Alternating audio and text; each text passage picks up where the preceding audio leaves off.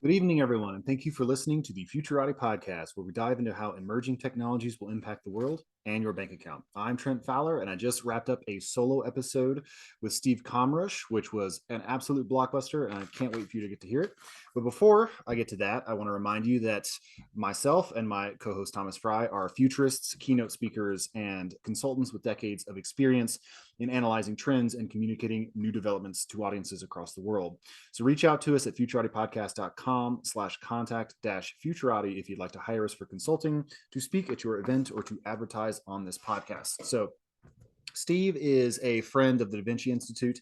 The Da Vinci Institute is the futurist think tank that Thomas Fry founded back in the 90s before they even invented the future. And it's one of the premier futurist think tanks in Colorado. And I actually used to organize a monthly speakers event where people would come to a common space and they'd hear speakers talk about things like cryptocurrencies or quantum computing or economic prediction or what have you. And Steve Kommrusch came and talked to us about artificial intelligence. And he has a PhD in machine learning and has done work on things like code synthesis and code output and large language models and similar sorts of things that are really beginning to take the world by storm. So I was very excited to talk to Steve about these things, especially in view of the fact that we've got advances in large language models like GPT-3. You've got Stable Diffusion doing unbelievable image generation and image synthesis from simple text prompts.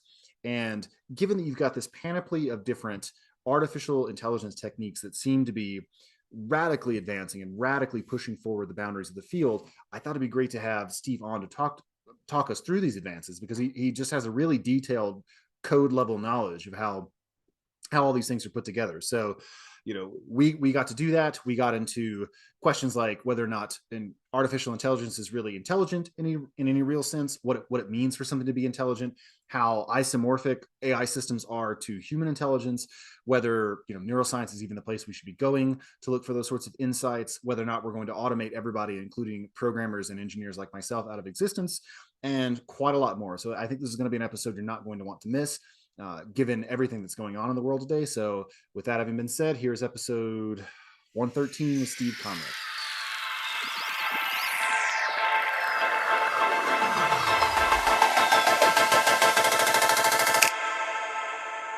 Tonight, we're joined by Steve Kommrusch. Before receiving his PhD in 2022, Steve earned over 30 patents in the field of computer hardware design, working on silicon chips for computer graphics, high-performance computers, and power-efficient CPUs at Hewlett-Packard and AMD. Steve's PhD was focused on using sequence-to-sequence models for machine learning applied to computer-aided programming. Steve currently works as a senior AI scientist at Leela AI, developing neurosymbolic systems for automatic understanding and summation of video data streams, as well as constructivist models of artificial intelligence. If you enjoyed this interview, please subscribe to the podcast and share it with your friends. And don't forget to check out our website, futuratipodcast.com.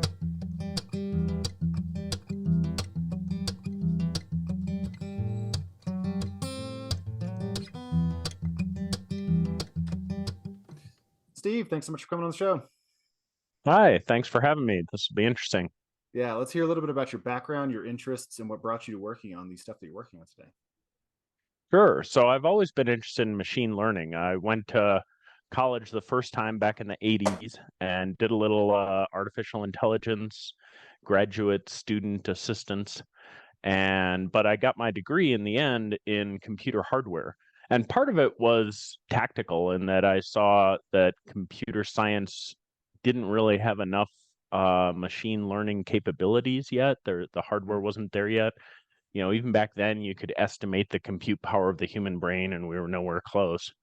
But in the last decade, we've really made a lot of progress, both on the software and the hardware's finally caught up, right? We have GPU compute, we have graphics processing units that can be used to do model training, and we're getting a lot more success on things like natural language models, but automated chess playing, automated image recognition.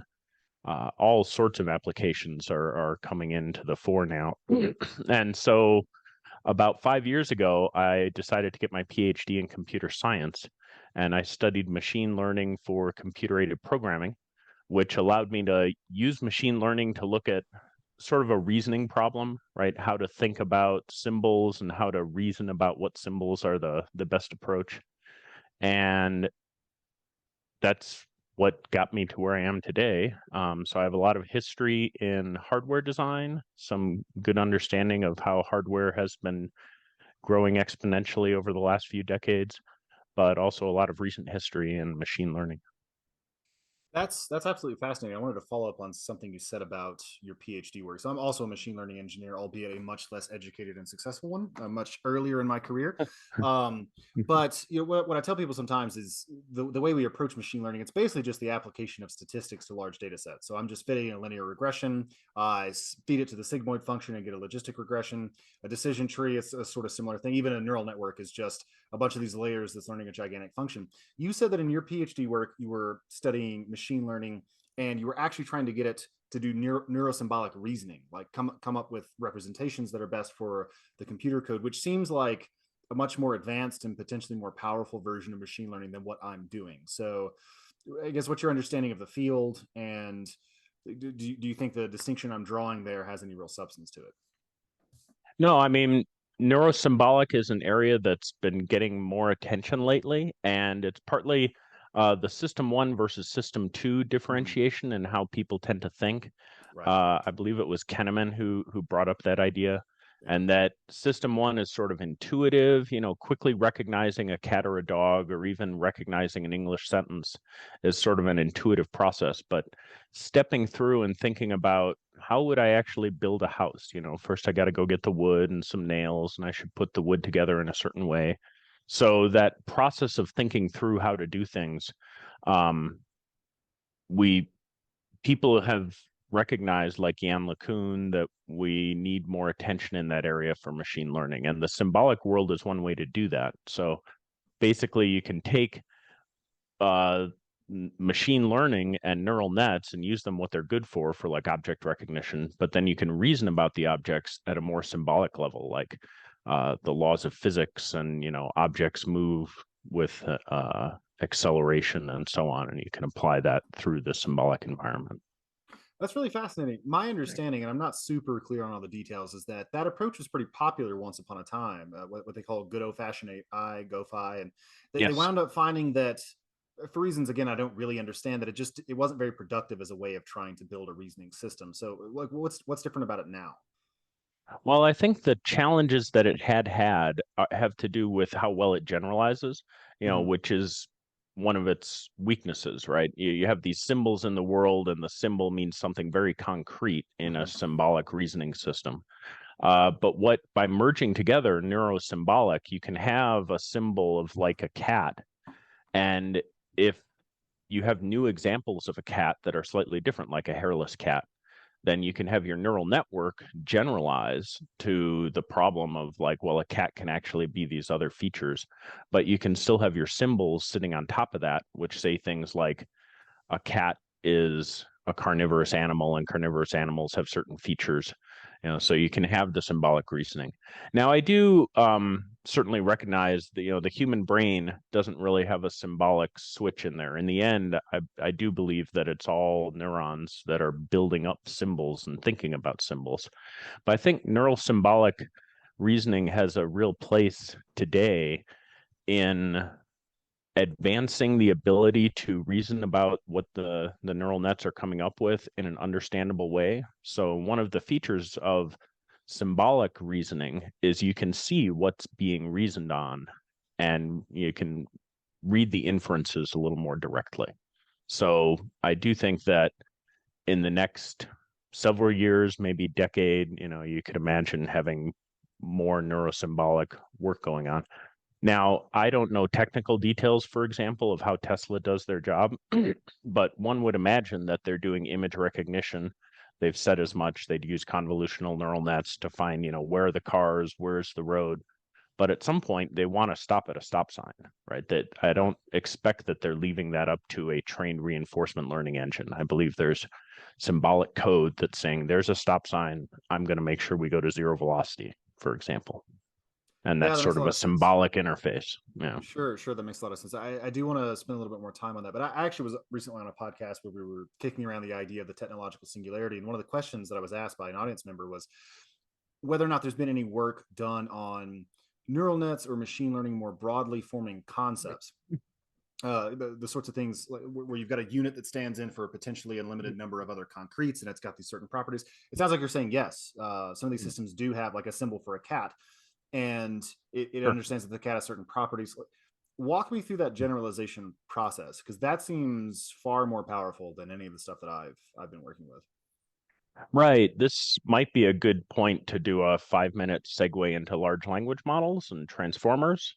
Should I go over that Yeah, now? yeah. If you want to go Yeah. over the, yeah, I know you've been itching to do that. You sending Well, me papers and stuff. Do it. Tell me about it. Tell me about it. okay. So these recent large language models, like Google has LAMDA, there's GPT-3. It's the ability to take sentences and respond to questions in an intelligent way. And what's going on there is these sort of layers of abstraction. And at the first layer of the large language model, you tend to have tokens that just represent words in the language, and there might be 50,000 words in the language. Each one of those words would map into some internal representation.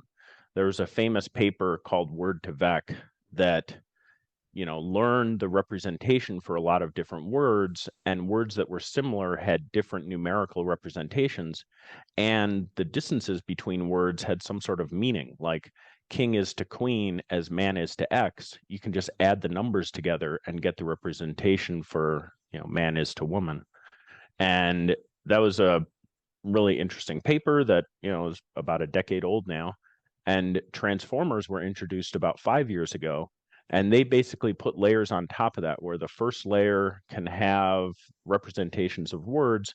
The words can say, I'm the word it. I know that I'm probably referring to some other noun nearby. And it can put out a query that says, I'm looking for nouns. Nouns can put out a key value that says, hey, I'm a noun. They can also put out a value that says, if you're a word that wanted a noun and you pick me, here's my meaning. So there's, key value query, and you can build up layer upon layer with these transformers. And in a sense, as the layers go up, you're getting more abstraction. So you start out with words getting paired together, sentences getting paired together, paragraphs getting paired together. So at some point, you're building up this abstract model of what the paragraph means. And one would expect that something like that is happening inside the human brain too, with the different, language layers and moving into the neocortex. And, as you go through more layers of neuron from your ear, you're building up more complex levels of meaning. There's other things we can talk about in this area too, cortical columns and other ideas that people have had about how to model the brain. Yeah, I do like the neuroscience angle, but I'm hoping to sort of stick with the abstract definition of intelligence, because this is something I've sort of been grappling with recently. So we got machine learning, artificial intelligence, and I've been challenged pretty successfully recently by some of my interlocutors as to whether or not what we call machine learning really even counts at all as learning, whether or not artificial intelligence Right. is really even doing anything intelligent, whether or not there's anything special about the brain. And this interfaces with questions about free will and consciousness. It does not take very long for it to get pretty thorny. And so I'm hoping just to get a grasp on like your views on what we even mean when we're talking about artificial intelligence. Is there actually an analog to what it is that human beings are doing? And this question of it forming abstractions, I think, is a really good pathway by which to get purchase on that question, because the power of human consciousness comes from our ability to form abstractions. It's Sure. precisely because, like, when we see a bird, it's not the first time we've ever seen a bird. We understand that it's a category of entity, which is a category of kind of animal, which has these different properties, and it's in a hierarchy, and we can expect certain things from it. And something that looks vaguely like a bird, dragonfly, like we understand it. Well, it's not the same thing, but we can expect it to have certain sorts of similarities. Like that's where the power and flexibility and scope of human intelligence derives from. And so, if we've got machines doing similar sorts of things, then we could be Mm-hmm. talking about real machine intelligence. And up until 15 minutes ago, I was under the impression that we didn't have a whole lot of that. But it sounds like actually you're at a startup doing exactly this sort of thing. So I'm very interested in that. Well, yeah, it'd be interesting to. Hello, did something go away? You hear me? I can hear you fine. Yeah, my kids are Oh, great. upstairs. They're running around, so you may hear some interference. Okay. Uh, yeah, that touches on some of the differences between what like these large language models are doing and what we're trying to do at Leela AI, the company I work for. But to highlight that, right? These large language models, they're trying to learn on almost all of human writing right now. They've got Mhm. so much data they're trying to feed into these systems. So it's learning at a very high and abstract level. When someone talks about this topic, how might they continue the sentence? And and it's doing a decent job at abstracting how people respond. But one couldn't really say it's thinking through the problem. You can ask it to do that. You can say, tell me how to build a house, explain it step by step, and you'll get a slightly better answer than if you didn't say step by step. But it's not really building a model of the world. It's Right, right. basically using what it's learned about how people talk about building Yep. houses and sort of responding. It's just got this huge Um, function, and it's doing text yeah, completion. It's just really good. It's really good at it, yeah, and you get surprisingly good stuff out of it, including it learning how to code or build apps for you. But there's nothing in there that really corresponds to what a human does when we conceptualize or try to build a program, right? I mean, that's my understanding. yeah. Yeah, no, let's put a pin in that. We could come back and talk about video transformers and what they might mean. But for now, yeah, let's just accept that, these things are doing a great job at sort of abstracting, but not really thinking through things. Right. So this is why I wanted to bring up a little bit about cortical columns and some of Jeff Hawkins' work. Mhm. This idea is, and it may not be tightly tied to the actual human brain and how the human brain physically works, but the idea is that you'd have a column of, hundreds of neurons, maybe 6 layers high and a bunch of neurons wide, that represent an idea. And that idea might be, uh, I'm going to get a raise, or I'm going to catch the football, or, and it represents an idea in the world. And catching the football, if you see the ball coming towards your hand, you're anticipating a certain activity. And when you finally catch it, now you've got this concrete firing of that cortical column. And if the cortical column didn't fire, then you've learned something. You were expecting something from the world that didn't happen. And there's a lot of research in the brain that talks about, you know, it, having a model of the world is a big part of what the human brain is about, and anticipating the consequences of actions is one of the benefits of thinking. And so, if you could build up a system that merely tries to anticipate what's about to happen and learns when it doesn't in the right way, you'd be getting a lot of the way towards, I think, what you and I think of as thinking. You could start reasoning about how I act on the world. And this is part of what the company I work for is looking at. In the sort of long term research project in the company, we want to be looking at constructivist reasoning, which is the idea that you'd have an AI which would start experimenting with the world, moving its hands around, picking up objects, developing hand-eye coordination merely by recognizing that when it moves its hand to the right, it often sees something in the right field of view, and you know, building up these hypotheses about the world that are then confirmed through further experiments. And that's where we're trying to get uh, more of the way we think about the world sort of pulled together is how do we anticipate how the world is going to behave as we act on it. Yeah. It's not this, but it reminds me of self-supervised learning. It's almost like you're generating a data set like on the fly, and you make any random prediction is okay as long as you can learn from it, no matter how bad it is. Like you can gradually sort of build up a data set about the world and form hypotheses on it. I'm sort of curious as to like architecturally what that looks like. I mean, yeah, I know how to fit a linear regression with sklearn, but I don't even know how I'd begin architecting an agent that's doing something like that. Right. Yeah, I'll talk about that, and I'll also mention Jan LeCun has been trying to propose how do we build a system that does system one, system two thinking. And so he also proposes that we have a world model, and he proposes we have sort of a planning system. And these are all neural based interactions. And I have a paper in the works right now that talks about how we might build an artificial model of a cortical column that could sort of interpret the world and anticipate what the world is going to do and learn from mistakes in a self-supervised kind of way. In the past, Leela has looked at symbolic learning. Hence, we've got a lot of expertise in symbolic, neurosymbolic interfaces. And in the symbolic world, as you see the hand move from this specific location to this specific location, you can build up a hypothesis about what that movement does. and there's a lot of statistics, and you sort of look at what happened in the world when I moved my hand, what happened in the world when I didn't move my hand. And if there's a correlation between moving my hand and some particular thing happening, like if I don't move my hand, there still might be, birds in the trees. But if I do move my hand, then aha, my eye sees something moving. So you build up hand-eye coordination. And it's this idea that you build up schemas about the world where an action has a certain result, and then you say, aha, there's something I want to learn. You instantiate that as an element, and now you start learning, well, why does that result not always occur? What conditions of the world have to exist? So basically, you're building up these little nuggets of information about condition, action, result, but it's very organic. It's just the system is exploring the world, and when it finds these correlations which are significant, it can try to reproduce them. So it can say, well, I'm going to go explore that part of the world more accurately and try to understand what causes this event to happen. So that's the concept of constructivist learning.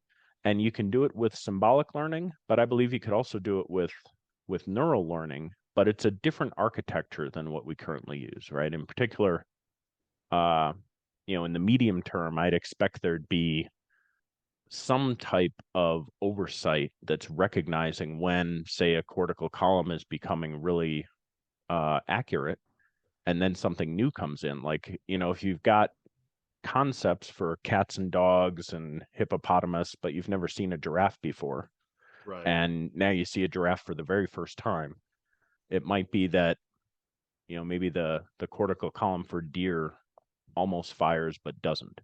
And so, aha, we've got a learning event. And you don't want to throw away the concept for deer. You might duplicate it and say, well, now we've got a new concept, which is really similar, except we're going to recognize a giraffe better with this column. And now you've got this concept for giraffe. And there's ways you'd want to build it that I think are important. And without going into a lot more detail here, one of the higher level points that needs to be made is that there's a lot of new architectures being proposed for neural nets. Transformers themselves, were basically invented 5 years ago. And before that, we had convolutional neural nets for images. We had LSTMs for sequence to sequence modeling that were trying to build up these representations. So there were different ways people were trying to do things with neural nets. Transformers came along and gave us a more powerful way of piecing together information using these key value query concepts. And, I think a lot of us are anticipating that there's some new breakthrough on the horizon that'll let us start building these hypotheses and concepts about the world that can interact with each other. So when you were walking me through how that worked, it seemed like at first it was extremely crude and very brute force. So first you just notice a correlation between like your hand moving and this sort of thing, but then gradually it builds up into more of a causal reasoning. You say, Mm-hmm. what are the conditions of the world such that, when I wave my hand, sometimes the birds fly away. When I wave my hand, other times they don't. Where does that part come in? Because it seems like if you're getting into causality and world model building, you're beginning to flirt with general intelligence, something that plausibly could begin to function more like a human being. Right, right. So to talk about like the cortical column idea, if you have a column that's started to learn about moving your hand to the left or something, and it anticipates that if you move your hand, it's going to end up in your left field of view, and it doesn't happen. Um, Now you've got something that you want to learn about, and that that thing that happened, maybe your hand hit the edge of a box or hit the edge of a door, and you didn't have the concept of a door before. And so you start feeling it, you discover it can move, you build up this new concept of a door, and now you have this concept which you can use to predict other things, like maybe I can't walk from this room to that room if the door is closed. I have to figure out how to open the door. And so, you end up with these higher and higher levels of interpretation in the brain. One would expect that this is done by, as a set of neurons starts to understand the concept of a door, other neurons get built up that are using that concept that can then reason at a higher level. So it's not just And I guess I want to highlight it's not just this abstraction idea, that you can go from door to room to house to, building to city. You can have these higher and higher levels of abstraction of what's going on in the world. But it's also this anticipation of what's going to happen, right? That if I walk and I see a door, then I anticipate that I will bump into the door. And if I don't bump into the door, maybe it's a hologram, right? And it's like, how do holograms work? And, before you know it, you're doing a research project. um, so, Okay. Yeah, I wanted to talk a little bit about the goal directedness and the open-ended reasoning part of it, because again, like on that podcast, one of the things he pushed me on is like, it doesn't matter how big the convolutional neural network, it doesn't matter how much of the internet you feed it, even if it's the biggest large language model that's ever existed, it's not doing anything like open-ended reasoning. It's not going to bump against a door and say, what the hell is this? And start playing around with it, which is something my 3-year-old son does pretty much every waking hour of his life. So, I mean, are you saying are you saying that research groups are pursuing something like this? Or are you saying that you've actually built a system that is surprised when it hits an edge and starts tinkering with the world? What is the status of that claim? Right. So, within Leela, we've built stuff in sort of the blocks world level at the symbolic level that understands the world. The company, however, is also heavily focused right now on doing video information understanding, so video activity summation. So we'll take a video from a customer site, observe, say, perhaps a manufacturing process, perhaps a healthcare process, and recognize the activities that are occurring. And then we can summarize those. Like, here's how many times someone had to use a hammer to correct a mistake that was made on the previous step in the progress process, things like that. So we're using the symbolic reasoning level to summarize the data that's coming out of a traditional convolutional neural net. So there's where that part of the company is coming from. But we're not yet looking at building this sort of constructivist model for production. We want to start pulling that in to try to understand from the video data stream a higher level of activity that's happening, but that's not currently what we're doing. There are other groups that are trying to do research in this area. So again, I mentioned Jan LeCun, and he's with Facebook right now. He's got a team that's starting to look at this sort of system 2 type problem. And he's tried to divide up how the brain might work with sort of an action module and a world model and a planning module. And it's all very neural net based. One of his key points that he makes in the kickoff paper where he talks about this is that the world model, you know, he wants it to have a certain interpretation of the world that keeps the salient pieces of the world in the model, but not the unimportant pieces. Yes, If that's you're a right. self-driving car driving through the street, you don't care about where every one of those thousands of leaves that you can see is going to be a second from now. Those leaves up in the tree, they're shaking in the wind. You don't need to predict that. You need to predict, where's the car going to be? Is it going to hit the tree trunk?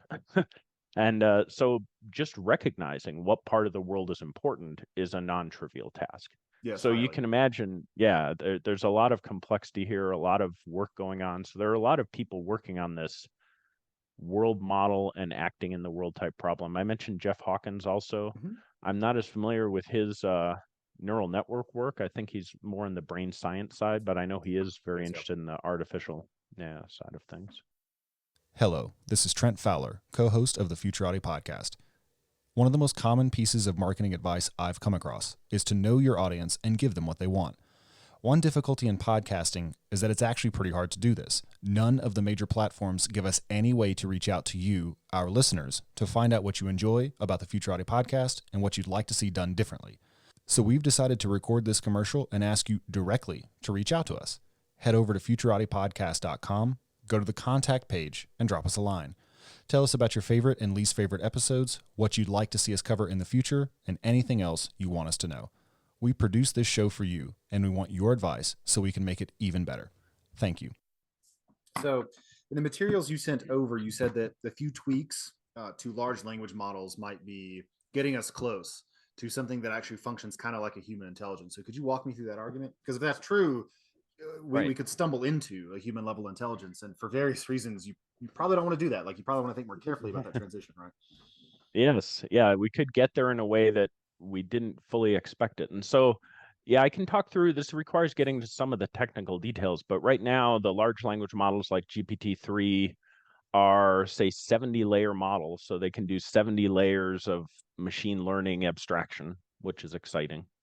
And they have 100 billion parameters, so they're learning all these different ways of pulling together sentences and words, and how to build up this information.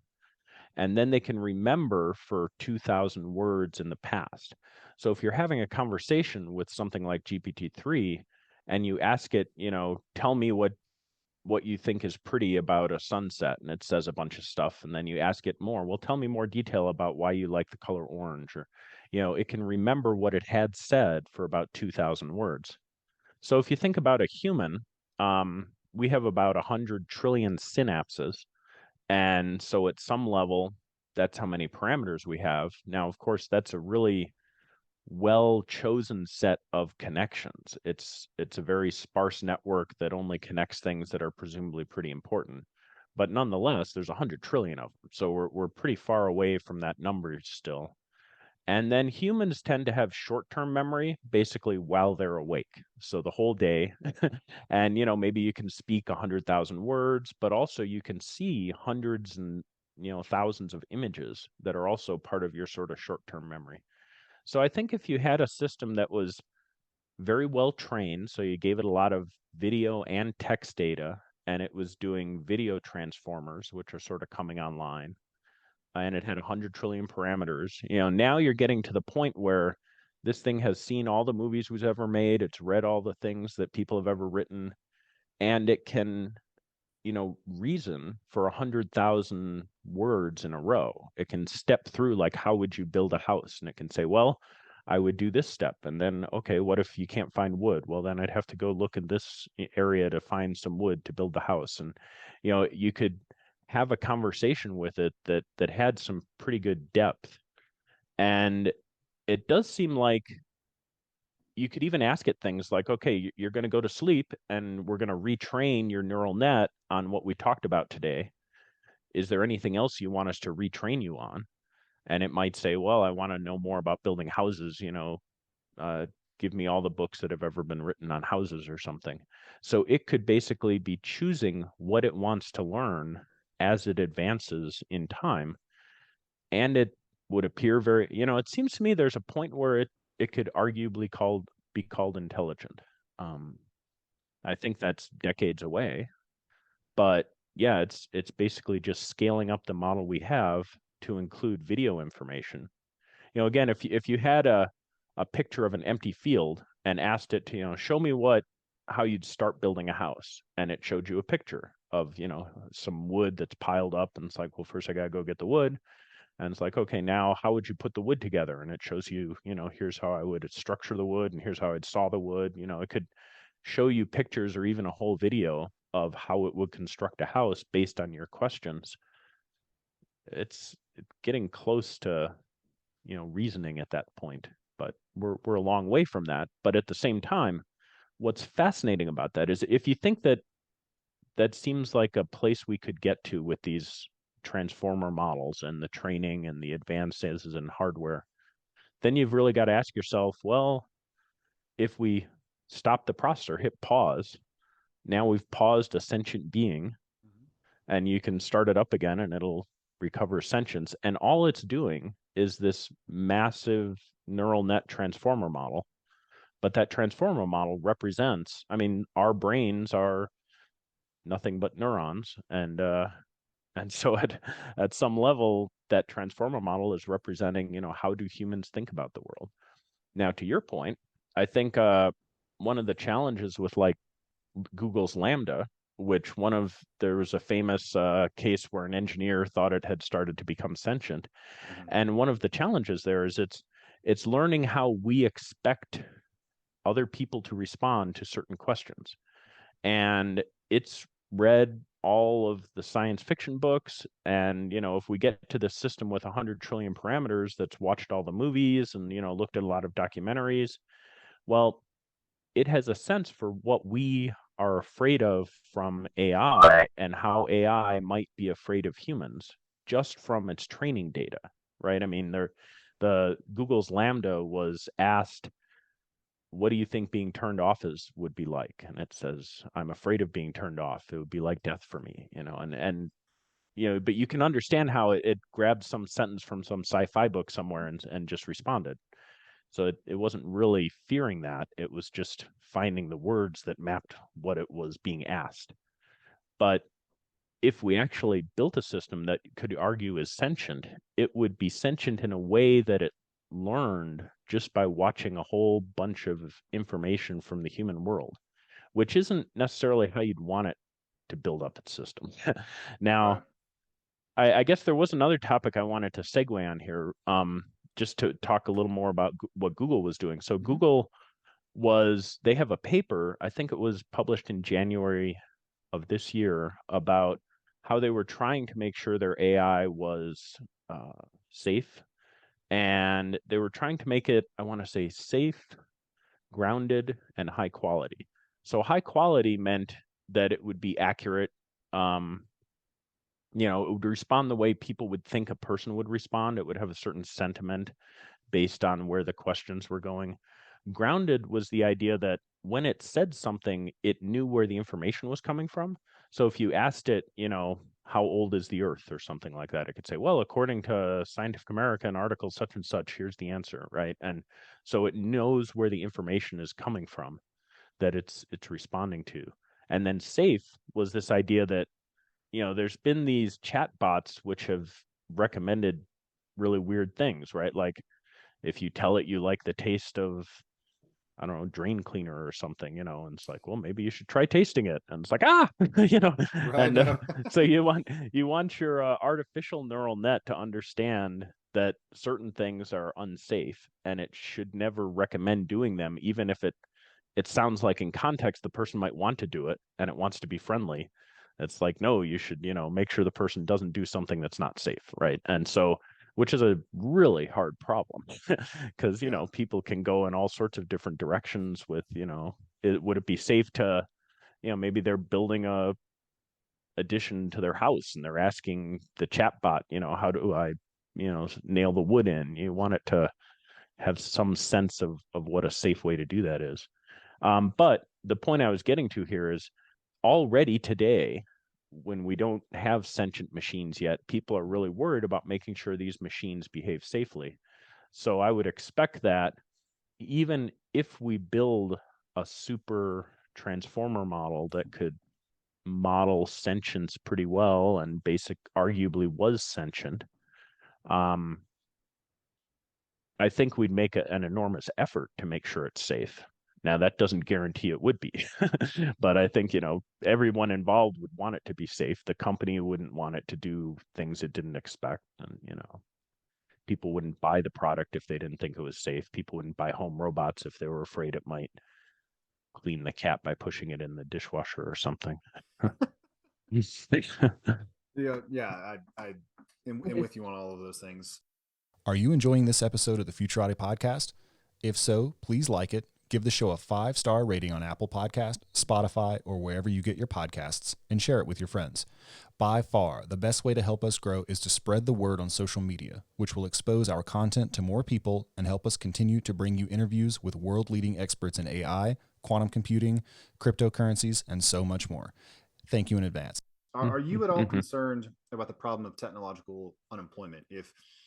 If you make, I mean, your PhD work was related to code synthesis, and I mean, you're a programmer. So, I mean, are you at all concerned that someday they're just we'll have these general reasoners that are more or less able to do whatever a human can do, but better and faster and without ever falling asleep or making mistakes? I mean, are we in danger of automating ourselves out of any useful economic function? Well, there's this video that got made. Humans Need Not Apply. I think it was made in 2012 or so, which was anticipating this problem and talking about how, in the past, in the last few centuries, as humans have created more and more advanced machines, it's created more opportunities for humans. It's replaced some jobs, but created new opportunities.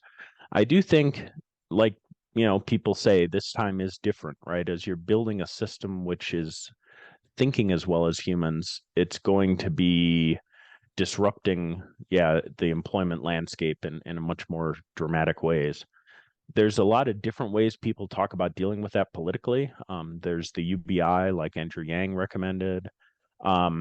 There's also ways to try to like require companies to keep people employed if they have a certain amount of revenue.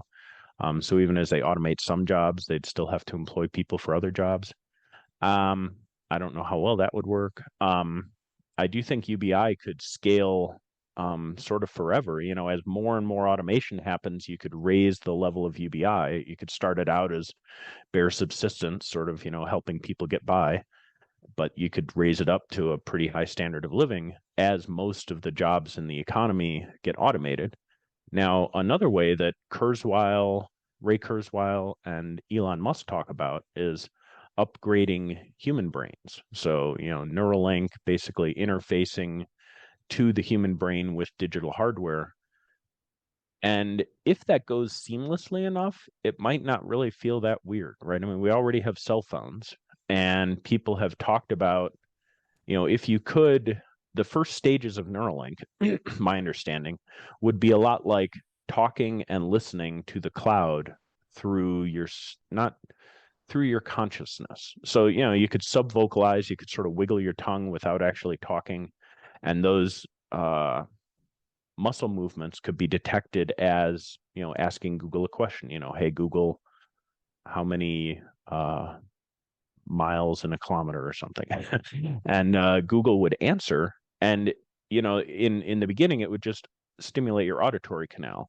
So it wouldn't be like reading your mind and implanting ideas into your head. It would be like talking and listening. And that, if that was the very first interface to the cloud, people might think that's fine. And some people would say, well, that sounds handy.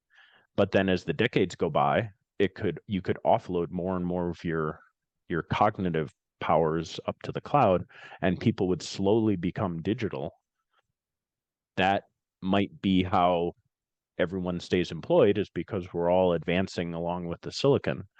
But I think fully biological humans, I hope that society figures out a way to keep fully biological humans as an option, that people who want to stay biological can stay biological and still have a good life. But I do think, that, AI will slowly change things. Now, another point that I wanted to make here is part of my hardware experience. I've seen hardware slowly advance. It's been following Moore's law for decades, twice as many transistors on a chip every 2 years. And if you look at how quickly certain AI things have advanced, like chess playing programs, they were playing decent chess maybe in the 70s. They were playing good chess maybe in the late 80s, and then they finally beat the world's grandmaster in the late 90s. So it took, decades for it to go from recognizably playing chess to better than any human.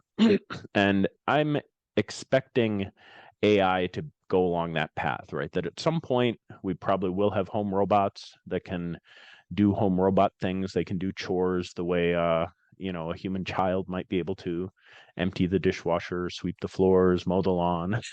But then they'll get better. And then a decade later, they'll be able to, do certain handyman activities around the house. And then a decade after that, they'll be able to do computer science research and, all sorts of other things, as well as humans could do. But I think we'll see it coming.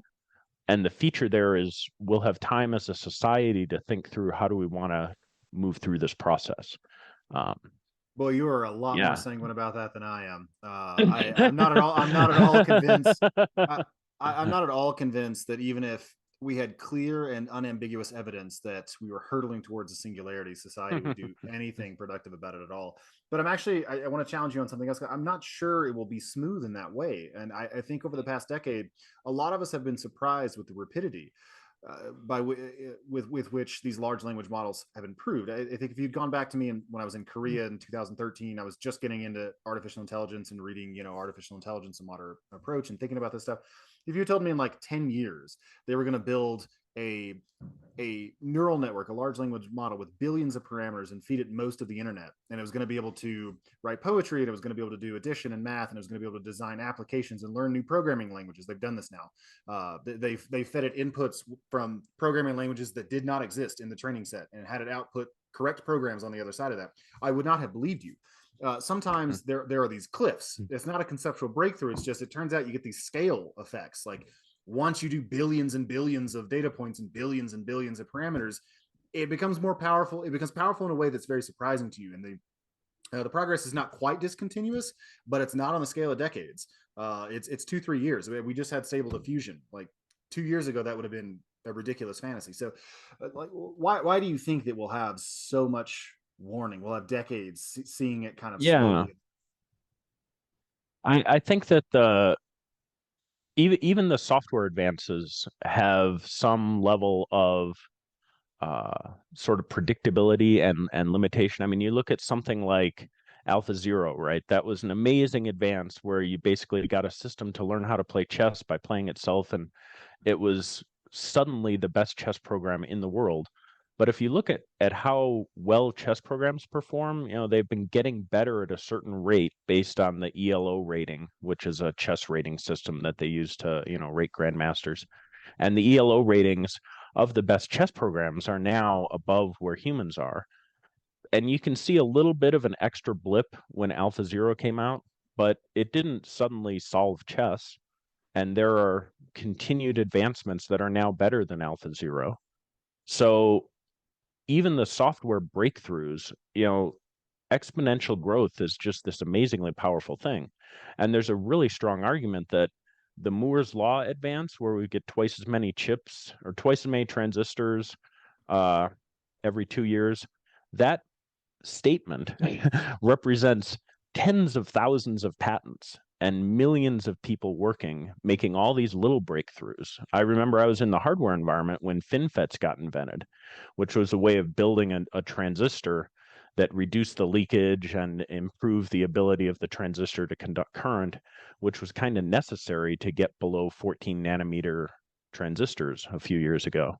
And that was a massive breakthrough, but it didn't suddenly it didn't make us suddenly be able to do 1 nanometer transistors. So I'd be really surprised if we have a breakthrough that takes us from like where we are now to human level intelligence that quick. Sort of related to this too is this idea that we currently have 100 billion parameters in like GPT-3. And that was from the OpenAI team. And they were talking about, okay, now we're going to make 100 trillion parameter model, as big as the brain. Isn't that exciting? But the Chinchilla paper by DeepMind came out and argued that you can actually make a model that's just as good as GPT-3 with only 70 billion parameters with a lot more training data.